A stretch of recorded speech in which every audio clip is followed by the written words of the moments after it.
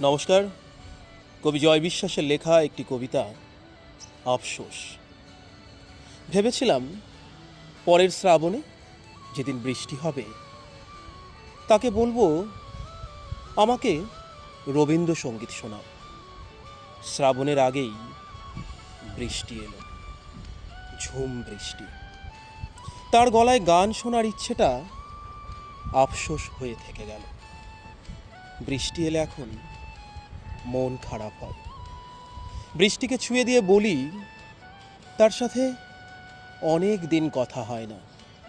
সে আছে কিন্তু আমার হয়ে না। মন খারাপ হয়, চোখে জমে জল, জলের স্রোতে ডুবে যেতে যেতে আমি চোখ মুছে দেখি তুমি থেকে গেছো। যেমন করে আফসোস থেকে যায়। ধন্যবাদ।